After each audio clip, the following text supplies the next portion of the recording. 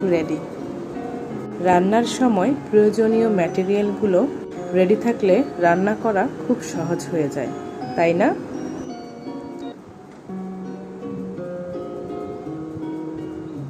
চলুন সরাসরি রান্নায় চলে যাই। শুরুতেই কিছু পেঁয়াজ বেরেস্তা করে নিচ্ছি। বেরেস্তা হতে দিয়ে চলে যাচ্ছি মাংস রান্নায়।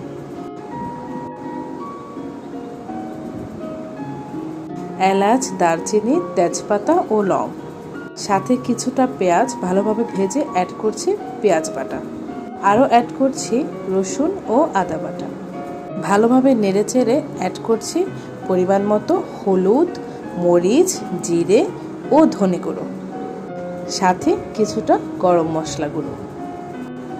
নাও মশলা কষানোর পানি অ্যাড করে বেশ কিছুক্ষণ কষিয়ে নিচ্ছি, যেন মশলার কাঁচা গন্ধ ভ্যানিশ হয়ে যায়। মশলা কষাতে দিয়ে চলে যাচ্ছি পোলাও রান্নায়। পরিমাণ মতো এলাচ, দারচিনি, তেজপাতা ও লং দিয়ে দিচ্ছি কিছুটা পেঁয়াজ, সাথে অ্যাড করছি আদা বাটা ও পরিমাণ মতো লবণ। নাও অ্যাড করছি ধুয়ে পানি ঝরিয়ে রাখা পোলাও চাল।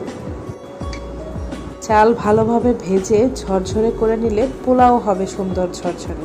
পোলাও ভাজতে দিয়ে চলে এসেছি আবারও মাংস রান্নায়।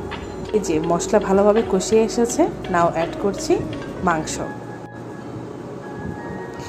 ভালোভাবে নেড়েচেড়ে ঢাকা দিয়ে রান্না করব বেশ কিছুক্ষণ। চলুন এই ফাঁকে দেখে আসি পোলাও চালের কি অবস্থা। চাল ভালোভাবে ভাজা হয়ে গিয়েছে। নাও অ্যাড করছি পরিমাণ মতো কুসুম গরম পানি।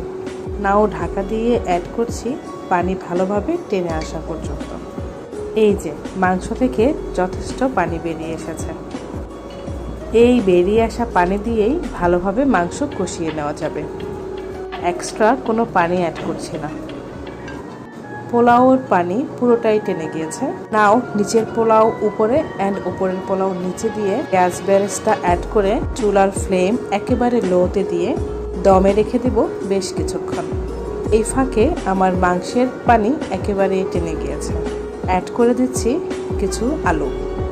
মাংসের আলু ছাড়া কিন্তু আমার ফ্যামিলিতে চলেই না। পোলাও রান্না শেষ। নাও চুলায় বসিয়ে দিয়েছি কিছুটা মসুর ডাল। পেঁয়াজ, কাঁচামরিচ, টমেটো ও রসুন কুচি অ্যাড করছি, সাথে অ্যাড করছি কিছুটা হলুদ গুঁড়ো। বলক উঠতে দিয়ে চলে এসেছি মাংস রান্নায়। মাংস ভালোভাবে কষে আসলে অ্যাড করে দিচ্ছি ঝোলের পানি। ডালে বাকি সব মশলা অ্যাড করে অপেক্ষা করব ডাল সেদ্ধ হওয়া পর্যন্ত। মাংসে ফিরে এসে অ্যাড করছি